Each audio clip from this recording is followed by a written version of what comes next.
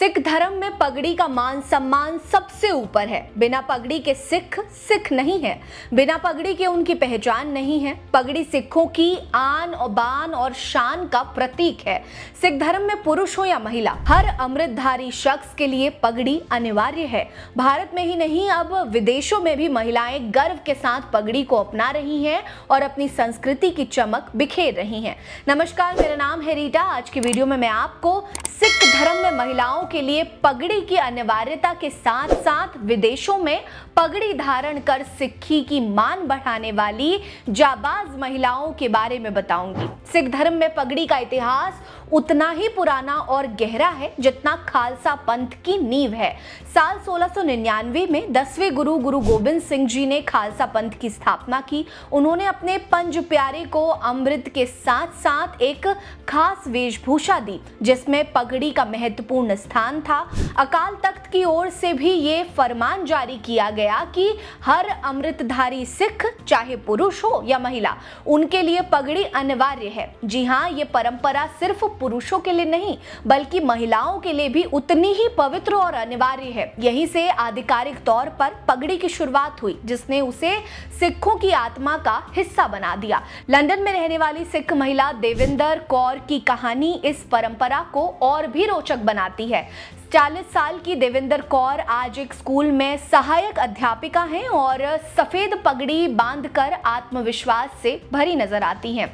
लेकिन हमेशा से ऐसा नहीं था। अपनी पुरानी तस्वीरें दिखाते हुए वो बताती हैं कि पहले मैं बालों को रंगती थी, मेकअप करती थी, पार्टियों में जाती थी, लेकिन अंदर से हमेशा एक खालीपन महसूस होता था।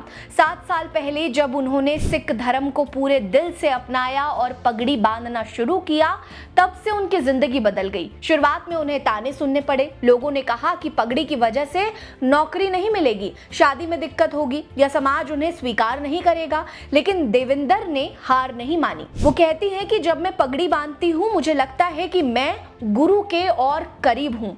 ये मुझे हर दिन एक योद्धा की तरह मजबूत बनाती है। देविंदर कौर की कहानी हर उस सिख महिला के लिए प्रेरणा है जो अपनी पहचान को गर्व से अपनाना चाहती है। आज लाखों सिख महिलाएं पगड़ी को न सिर्फ धार्मिक प्रतीक के रूप में बल्कि अपनी ताकत और सम्मानता के प्रतीक के रूप में भी देख रही हैं। मैनचेस्टर की सरबजोत कौर इसका जीता जागता उदाहरण है। पहले एक भांगड़ा डांसर रही सरबजोत अब अपनी नीली पगड़ी में गर्व महसूस करती है। वो कहती है कि जब मैं आईने में अपनी पगड़ी देखती हूँ मुझे लगता है कि मैं खालसा की सच्ची सिपाही हूँ। उनके लिए पगड़ी सिर्फ परंपरा नहीं बल्कि एक ऐसी ताकत है जो उन्हें हर कदम पर आत्मविश्वास देती है। पगड़ी का इतिहास इतना पुराना है कि इसे सटीक रूप से बताना मुश्किल है, लेकिन 2350 ईसा पूर्व की मेसोपोटामियन कलाकृतियों में सिर पर लपेटे गए कपड़े देखे गए हैं। उस दौर में पगड़ी धूप, धूल और गर्मी से बचाव का जरिया थी। धीरे धीरे ये कई संस्कृतियों में पहचान और सम्मान का प्रतीक बन गई। वैज्ञानिक नजरिए से भी पगड़ी के कई फायदे हैं।